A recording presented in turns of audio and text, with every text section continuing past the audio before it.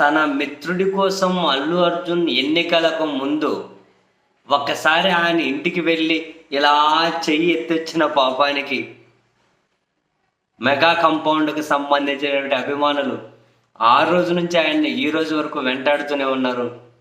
And దేశంలోనే ఇంతకుముందు ఏ సినిమాకు రానంత బజ్జు, ఏ సినిమాకు జరిగినంత ప్రీ రిలీజ్ బిజినెస్ జరిగినటువంటి పుష్ప 2 వచ్చేసరికి ఇది రికార్డులు క్రియేట్ చేసుకుంటూ వెళ్తూ ఉంటే వాళ్ళలో ఉన్నటువంటి ఆ ద్వేషం, అసూయ, అల్లు అర్జున్ టార్గెట్ చేస్తున్న ఈ విధానం అది కూడా పెరుగుతూ వస్తూ ఉంది.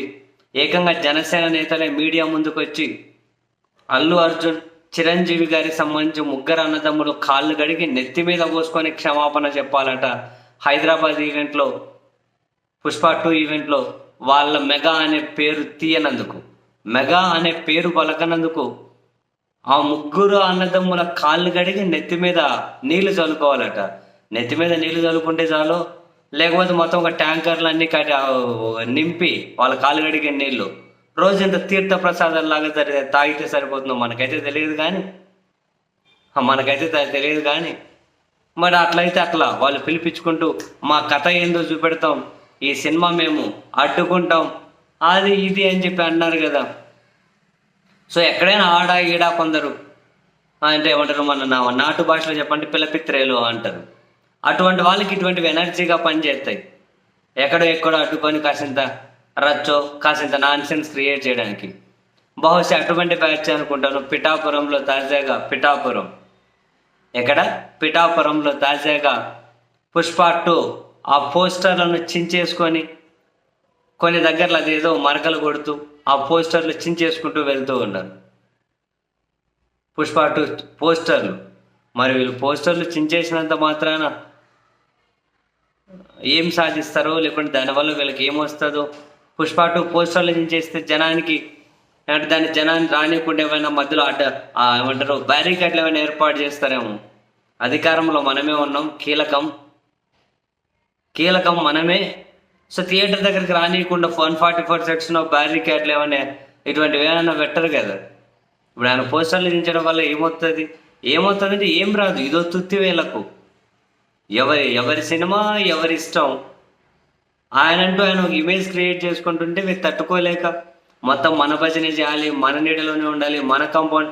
ఇదేం నియంతృత్వం రా అయ్యా, ఇదేమి ఈగోయిస్టిక్, లేకుంటే ఇదేం నియంతృత్వము.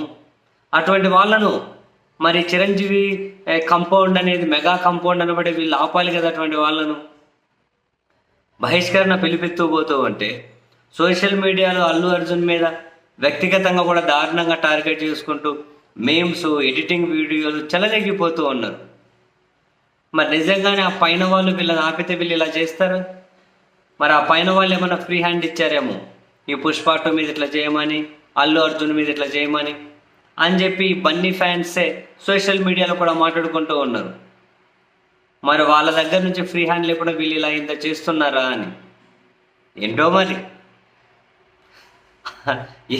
మనుషులకు ఇంత అహంకారం, ఇంత ఈగోయిస్టిక్ వస్తుందా? అవును, ఆయన కృతజ్ఞత చెబుతాడు, చెప్పాడు, వాళ్ళ పేరు ప్రస్తావించాడు.